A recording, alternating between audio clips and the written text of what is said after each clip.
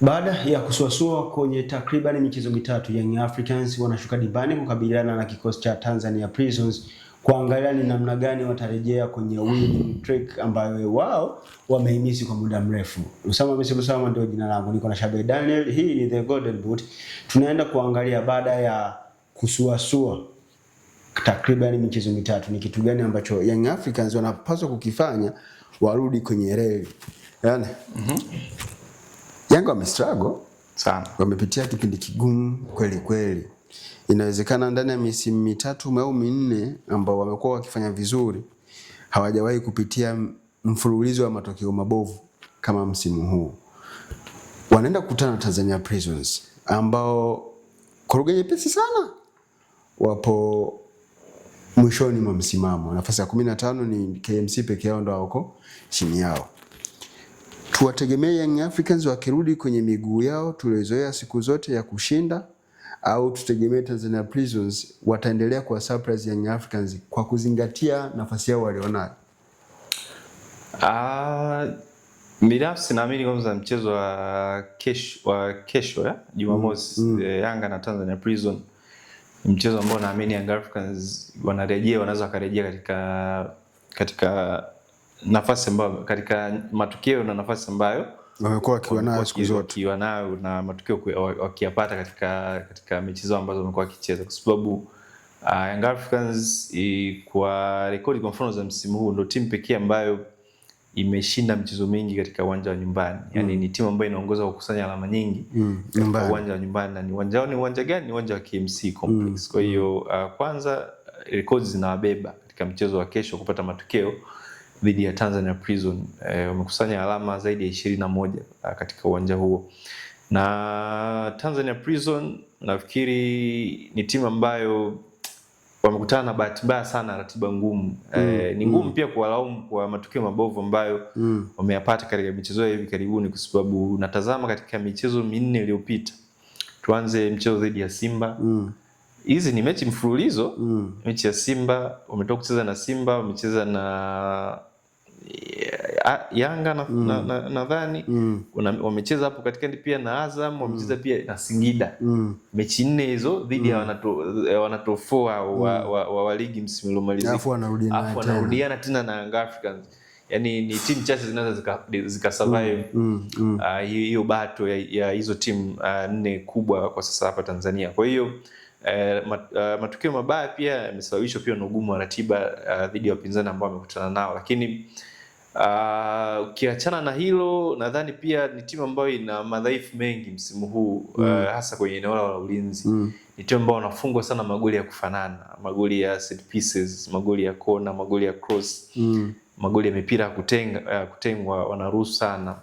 Ukuta wao wa Musa Mbisa golini, Wema Sadok pamoja na beki yule kutoka Kenya, Morris Owino, nafikiri disappoint sana. Sio Prison ile ambayo tumekuwa tukizoea kwa miaka nenda rudi kwamba unakuwa compact, ugumu kufungia kirahisi, lakini unaruhusu magoli ya kufanana. Angalia kwa mfano hizo mechi 4 tu zilizopita, tukichukua tu sample hizo mechi 4 zilizopita, mechi dhidi ya Simba wamefunga goli la set piece. Yes.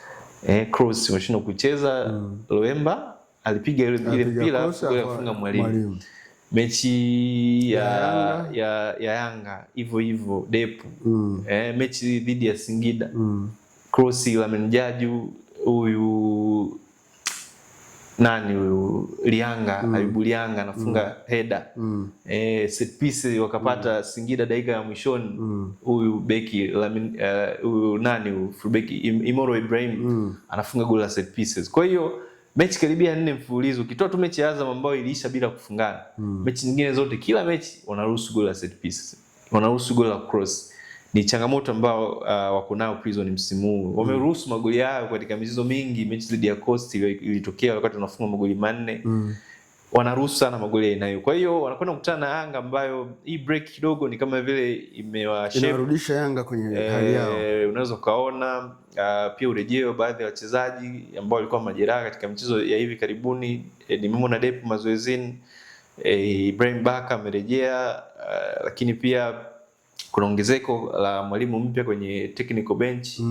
Molin amerejea. Kwa hiyo kuna kama kitu kipi ambacho kinaweza kikaonekana katika mchezo wa kesho, kwa sababu ni mchezo ambao Young Africans hawezi kukubali kupoteza ama kuangusha alama katika michezo minne mfululizo. Yani itakuwa ni kitu cha ajabu sana ukitokea, lakini it's football. Mpira una matokeo kikatili. Prison imewahi kuja Dar es Salaam dhidi ya Yanga na wakapata matokeo katika mechi wakiwa ugenini. Kwa hiyo haiwezi kushangaza pia wakija na kukaza na kupata matokeo, kwa sababu kama mvotaji hapo katika nafasi nzuri. Hapo nafasi ya 15, wanagombania, wana survive, wanapambana wasishuke daraja. Kwa hiyo haiwezi kuwa mechi rahisi pia kwa Young Africans, kwa sababu hichi ni kipindi cha mahesabu. Yanga anapiga hesabu za ubingwa, Prison anapiga hesabu za kutoshuka daraja. Kwa hiyo itakuwa ni mechi ngumu, lakini mwisho wa siku bado naamini Young Africans wana nafasi kubwa sana ya kushinda mchezo huu.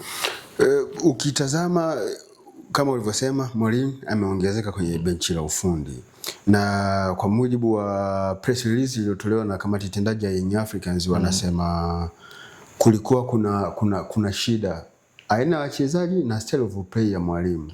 Maana yake amekuja Morin ni kuja kuwa link baina ya mwalimu aliyepo na wachezaji.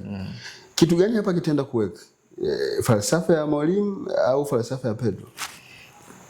Mimi nadhani kwanza blueprint ambayo itatumika katika mchezo wa kesho bado itakuwa ni ya mwalimu Pedro Gonçalves.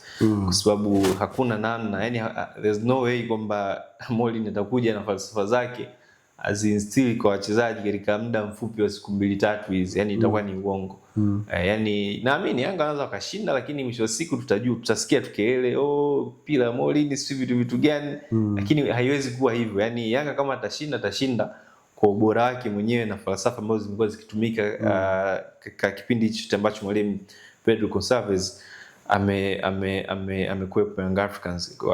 Kwa hiyo kitu kipi ambacho kinaweza labda tukakiona cha kiufundi ni labda katika mbinu ama structure ya kiuchezaji, kwa sababu anaweza akashauri. Kwa mfano Yanga mara nyingi, Yanga ya Pedro Gonçalves imekuwa ni Yanga ya kucheza sana kwa kujihami. Unakuta mabeki 4, viungo 2 wakabaji, Duke pamoja na Damaro au Mudathir. Wakati mwingine wanacheza 3 viungo wakabaji wenye uwezo mkubwa sana kukaba kuliko kushambulia, Muda, Duke pamoja na Damaro. Then juu yao ndo wanakuwepo waki na Okelo, Pacome na Dube, au na mwingine Dube, Depu na Okelo ama Pacome. Kwa hiyo tunaona tukashuhudia mabadiliko kidogo katika mpangilio wa timu. Labda tukashuhudia anacheza na kiungo mmoja mkabaji, kama ni Damaro, kama ni Duke Abuya. Alafu unaendana nani hapo kati ya hao wawili? Ukiambiwa Tanzania Prisons wako kwenye hali ngumu, una Damaro na Duke, tunatakiwa twende na Duke. Unaenda na Duke Abuya. Kwa nini Duke?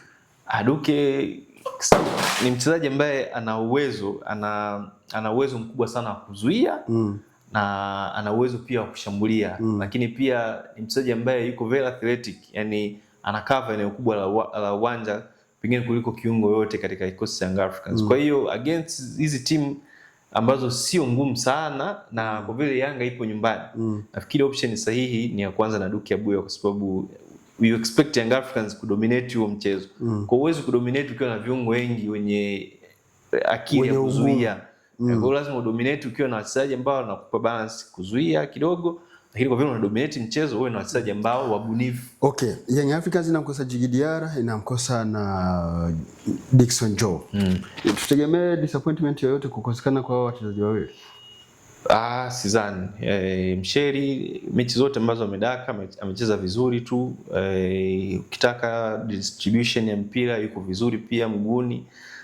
Lakini kosekana kwa Job, yupo Asinki, Mwamnyeto yupo. Nafikiri kwa mechi zao amecheza vizuri, to be honest, licha kwamba amekuwa hapati sana nafasi. The only thing ambacho utakimiss kutoka kwa Diarra na Job ni ile leadership, uongozi mchezoni. Unajua Diarra akiwa golini anahimiza sana, anahamasisha sana, ni mtu ambaye hapendi masiara.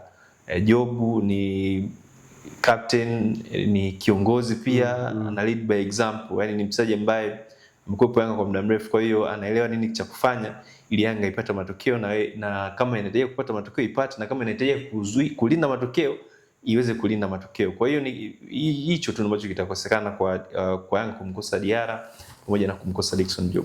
Young Africans hamtakuwa na tatizo lolote kwa sababu mna kikosi kizuri, mna wachezaji wakubwa wenye profile kubwa na wenye uwezo mzuri. Kwa hiyo kukosekana kwa Djigui Diarra na Dickson Job, we don't take it as an excuse. Msama ndo jina langu, nilikuwa na mchambuzi Shabir Daniel kwenye kipindi chetu cha The Golden Boot. Yusuf Ramadhani Mpuma ndiye camera operator.